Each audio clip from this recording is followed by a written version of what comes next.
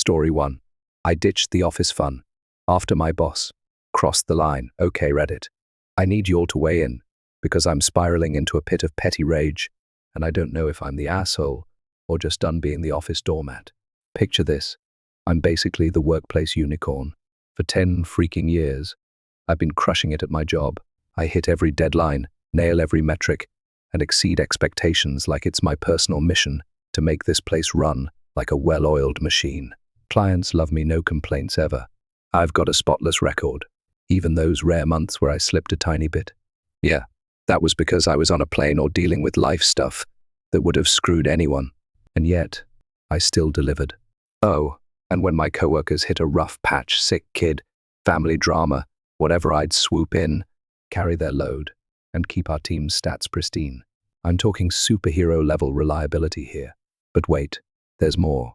I'm also the unofficial office fairy godmother. Holiday decorations. Me, decking the halls like it's a Pinterest board. Office celebrations. I'm coordinating gifts, baking desserts, so good people fight over the last brownie, and handwriting formal thank you notes like I'm Jane Austen. I even make these adorable holiday baskets for the other agencies we work with, because who doesn't love a little bribery in the name of positive relationships? I've been the glue holding this place together, and I loved it. Or at least, I thought I did. Enter the drama. A couple months ago, corporate dropped a policy change that had us all clutching our pearls. It sucked, nobody liked it, but I adapted like the champ I am. My co-workers?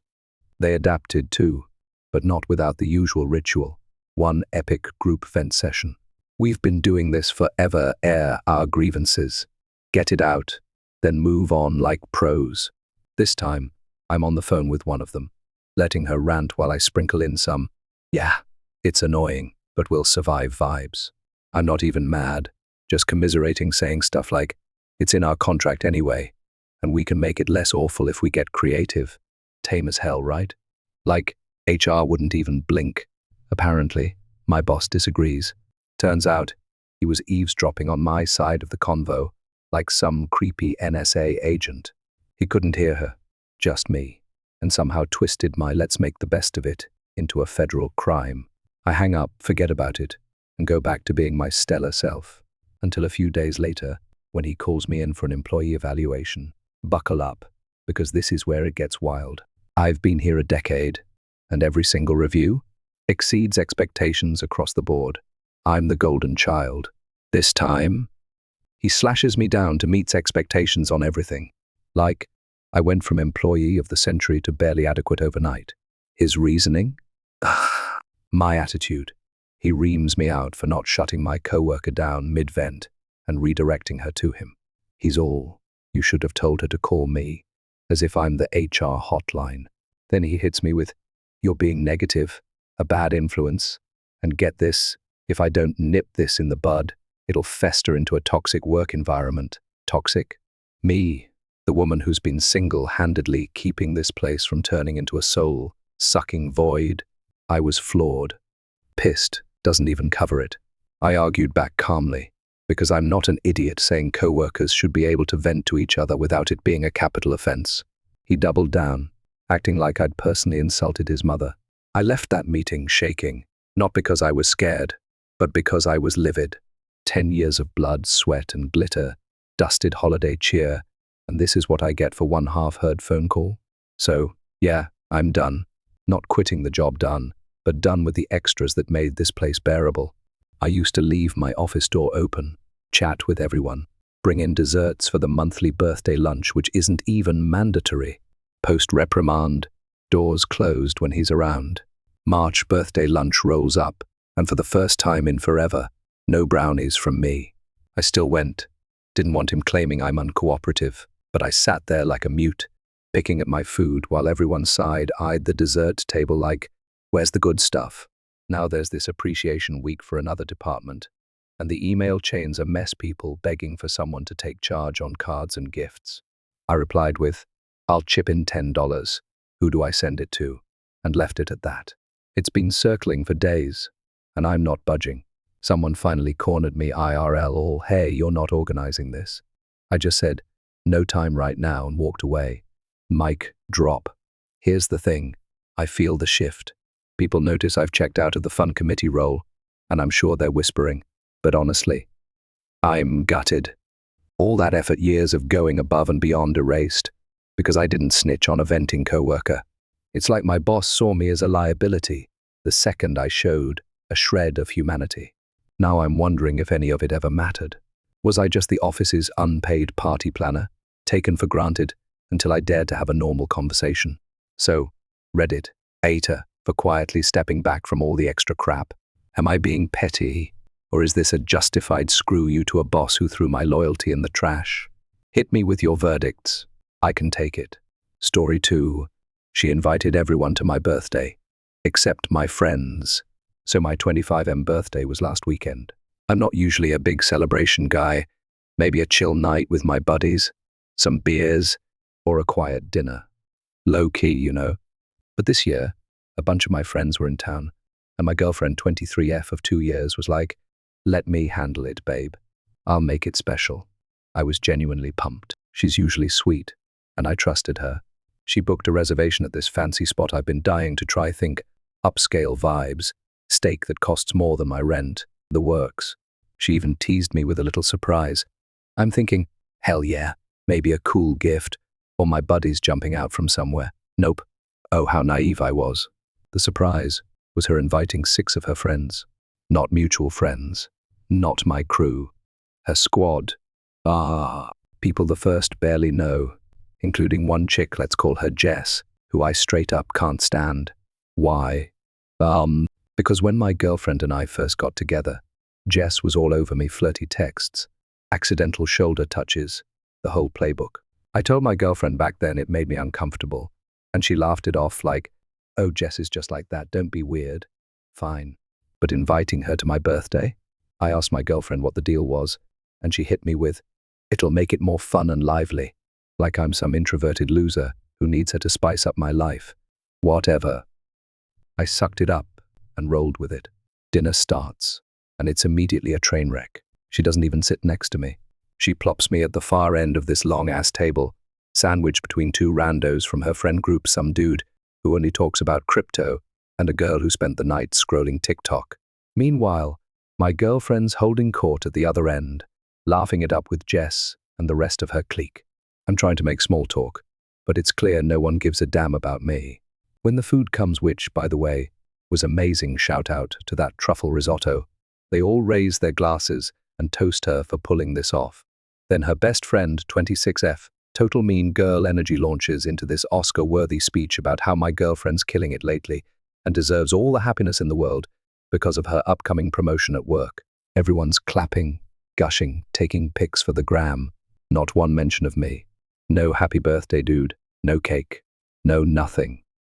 I'm just sitting there, picking up my $40 steak, wondering if I accidentally RSVP'd to her party. 2 hours of this. 2 hours. I'm watching my girlfriend soak up the spotlight while I'm basically a background extra in my own birthday movie. Finally, I'd had enough. I didn't flip the table or scream, though I kind of wanted to. I just stood up, flagged down the waiter, paid for my meal, only mine, because screw that, and mumbled something about not feeling well. I dipped. No one even noticed until I was halfway out the door. Cue the aftermath. She texts me at 1 a.m. WTF was that? You embarrassed me in front of everyone. I worked so hard to make this special, and you just bailed. Ungrateful much?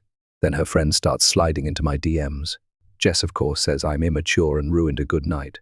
The crypto bro calls me a buzzkill. Her best friend says I overreacted, and it wasn't that deep, but like, it was my birthday. Is it insane to think it should have been at least 10% about me? So, Reddit, hate her for walking out? Or am I justified in feeling like I was just a prop in her ego trip? Update 1. We talked. It's worse than I thought. All right. You all blew this up, twok comments already. Damn. Thanks for the reality checks. The dump her chance. And the one guy who said I should have flipped the table tempting. No. Here's the update. We met up this morning at her place to talk it out. I figured maybe she'd see my side. Apologize. Something. Nope. She doubled down harder than a politician in a scandal. She said the dinner wasn't just about me, it was a chance to celebrate us as a couple, and her hard work planning it. I asked why none of my friends were invited, and she straight up admitted she didn't ask them because they wouldn't vibe with my circle. So, my boys who've known me since high school weren't good enough, but Jess the homewrecker was. Cool. I pointed out the obvious. No happy birthday, no acknowledgement, nothing. She rolled her eyes and said I was being dramatic and should be thankful she even bothered. She legit thinks I owe her for turning my birthday into her personal hype fest. I asked if she even cared how I felt, and she hit me with, "You're making this a bigger deal than it is. It's not like you're a kid who needs a cake." Ouch. I'd had enough. I told her we were done. She started crying, saying I was throwing away 2 years over one dumb night. I didn't even argue, just grabbed my stuff and left. Her friends are now spamming my phone, calling me a jerk for breaking her heart. Jess texted me something flirty again, "Seriously, girl," and I blocked her. I'm done with this circus. I hate her for ending it. Or was this the last straw? Update 2. Holy shit, this blew up. Final thoughts. Well, I didn't expect to be Reddit famous, but here we are. 24 upvotes, 5K plus comments, and my inbox is a war zone.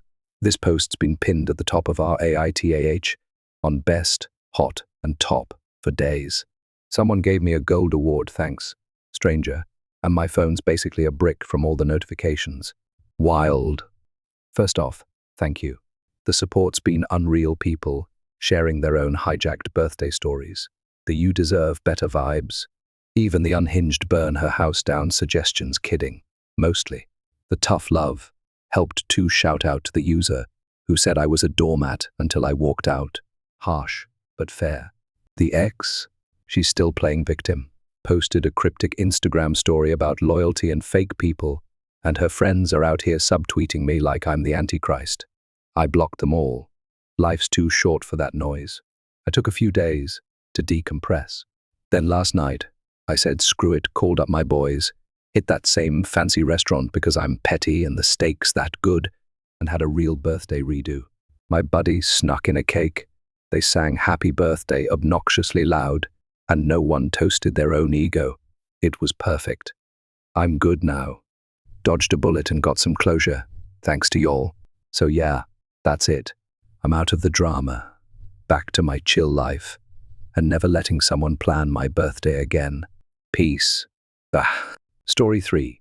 My sister turned her son into a pressure cooker, blamed us when it exploded, and now I'm the villain for not coddling her. I 47M come from a big, messy, chaotic family, 5 siblings, 2 sets of twins, and a whole lot of baggage. There's my oldest sister, 50F, who's basically the poster child for type A perfectionism. A twin didn't make it past the womb, which might explain some things.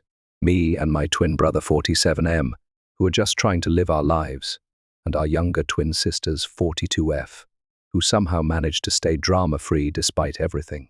Growing up, our parents were saints, loving, supportive, and determined not to repeat the parentification they endured in their own families. They raised us to chase our dreams without shoving them down our throats. All of us turned out fine, great careers, stable lives, no complaints. Well, almost all of us. Enter my oldest sister, the family's self-appointed black sheep whisperer. She's always been intense. While the rest of us saw our parents' laid-back encouragement as a gift, she saw it as a personal insult. Lazy, she'd call them. Unmotivated. She'd rant about how they never pushed us to be exceptional, as if their unconditional love was a crime. After she graduated law school top of her class, naturally, she basically ghosted us. Limited contact, cold shoulders, the works. She climbed her ladder of success, married my med school buddy, a brilliant surgeon with OCD so severe he color codes his socks, and engineered her perfect life. At 32, she had her son via IVF planned down to the minute, like everything else in her world. Then came her son, my nephew. Poor kid never stood a chance. She turned his life into a pressure cooker from day one. Reading lessons at 2, piano at 4, private tutors by 1st grade. His schedule was tighter than a military boot camp, no free time, no play dates, just relentless improvement. The only break he got was Saturday afternoons with our parents, where we'd all go out of our way to give him a taste of normalcy: ice cream runs, park trips, video game marathons. He'd light up like a kid should, but you could see the exhaustion in his eyes. Fast forward to his teenage years, and it was a full-on horror show. My sister and her husband, Bill, doubled down AP classes, extracurriculars, zero breathing room. At 16, he snapped. He stole benzos from the nurse's station at his dad's hospital and tried to end it. My heart stopped when I heard. 5 months in the inpatient ward, 3 in a group home, he clawed his way back from the edge. When he got out, he begged to live with me. I'm childless, married to a chill husband, and we've got a 3-story villa with a rooftop he could claim as his own. I said yes, in a heartbeat. He needed a soft place to land, and I wasn't about to let him drown. Here's where it gets wild. His dad, my Bill, had a total epiphany after the suicide attempt. He saw the monster his marriage had become, divorced my sister, and poured himself into therapy with their son. A year later, nephew moved back with him, and get this, he's now pursuing medicine, thriving in med school in our country. It's 6 years straight out of high school. I'm proud of him. Bill too. He's turned his life around. My sister? Oh, she went full villain arc. During the divorce and custody mess, she dug her heels in so deep you'd need a backhoe to pull her out. She blamed me, our siblings, our parents, even Bill, for coddling her son into weakness. In court, she dropped this gem. I don't care if he feels bad. This is life. You climb the ladder, or you fall. If he fell, there's nothing we can do. Life goes on.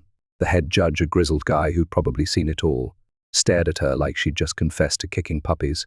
You're a hell of a lawyer, he said, but you're a terrible person and an abomination of a parent. Then he turned to Bill. You need help. A lot of it.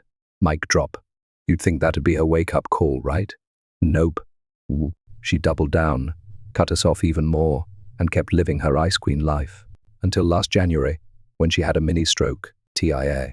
My twin brother, bless his bleeding heart, is the only one who still checks on her. He says it rattled her, made her reflect. Last week, she called me, whining about how nephew told her he didn't care if she lived or died. Ouch. But, fair? She wanted sympathy. I wasn't feeling it. What were you expecting, sis? I said, then hung up. Done. Now the family's blowing up my phone, calling me an R for not supporting her in her time of need. They say she's struggling, and I should have been kinder. I'm sorry. What? This is the woman who nearly drove her kid into the ground, spat on our family, and told a judge she didn't care if her son suffered. Am I supposed to hold her hand now? I don't think so. Update, April 2, 2025. Buckle up, because it gets crazier. My brother sat her down, laid out everything, her control-freak parenting, her cold-blooded courtroom speech, even made her read this post. Yep, she's a Reddit lurker. Who knew? She asked what she should do. He didn't mince words. Work on yourself. Make peace with dying alone, in a care home. Savage, but true. He said. She looked defeated, like, finally defeated, but she got why we've all abandoned ship.